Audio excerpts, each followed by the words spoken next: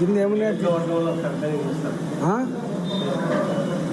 చెప్తుగా కొద్దిగా ఎక్కువ రోజులు ఉండి చేస్తాను, తప్పకుండా ఉండి చేస్తాను.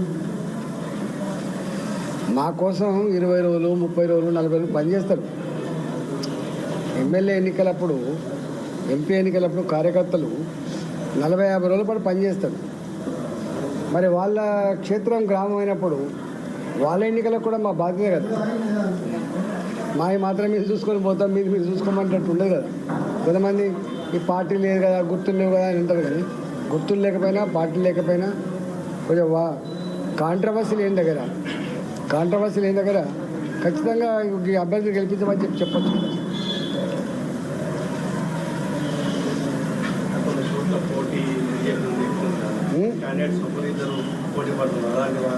ఇక్కడ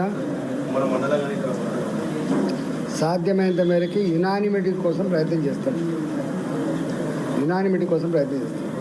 ఒక గుడ్ సైన్ ఏంటంటే ఈసారి ఎక్కువ తక్కువ పట్టుబడతలేదు.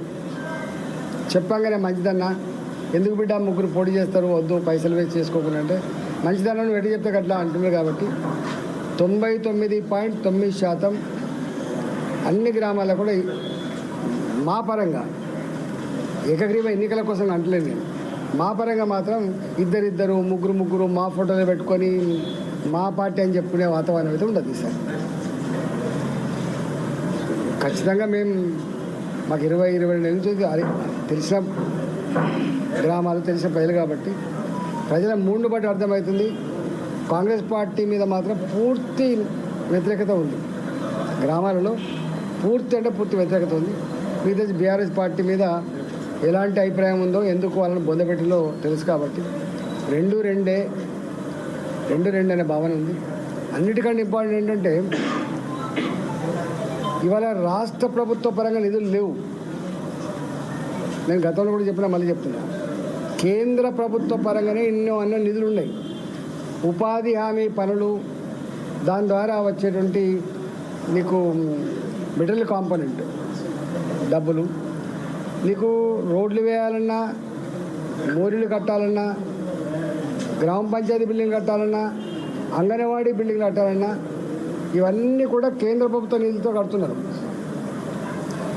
వెలిగే చౌరస్తాలో వెలిగే బల్బు కానీ, పెరిగే చెట్టు కానీ, శ్మశాన వాటికలు కానీ, మొన్నటిదాకా కట్టినటువంటి రైతు వేదికలు కానీ ఇవన్నీ కూడా కేంద్ర ప్రభుత్వ నిధులే. ఒక్క మాటలో చెప్పాలంటే స్థానిక సంస్థలలో, మరీ ముఖ్యంగా గ్రామ పంచాయతీలలో కాంగ్రెస్ పార్టీ గెలిచినా రూపాయి వచ్చేయలేదు, బీఆర్ఎస్ పార్టీ కదా ఆయనతో కూడా ఏం లేదు.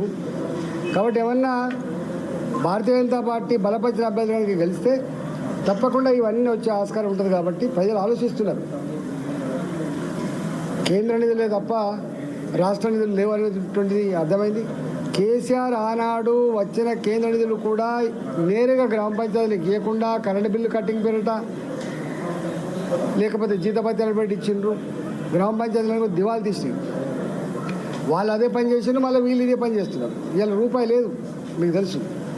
అందువల్ల ప్రజలు ఆలోచించాలి ఏంటంటే, మళ్ళీ చౌరస్తాలో బల్బులు వెలగాలన్నా, సిమెంట్ రోడ్లు వేయాలన్నా, మురికి కాలువలు కట్టాలన్నా, గ్రామ పంచాయతీ అంగన్వాడీ బిల్డింగ్లు మళ్ళీ కట్టడం మొదలు పెట్టాలన్నా, ట్రాక్టర్లు డీజిల్ కూడా లేదు, గ్రామ పంచాయతీ సిబ్బంది జీతాలు కూడా లేవు. కాబట్టి ఇవన్నీ రావాలంటే తప్పకుండా బీజేపీ మాత్రమే పనిచేయాలి, కేంద్ర ప్రభుత్వ సపోర్ట్తో మాత్రమే జరుగుతుంది. కేంద్రం ఇస్తుంది. ఓకేనా? కాంగ్రెస్ పార్టీ అభ్యర్థి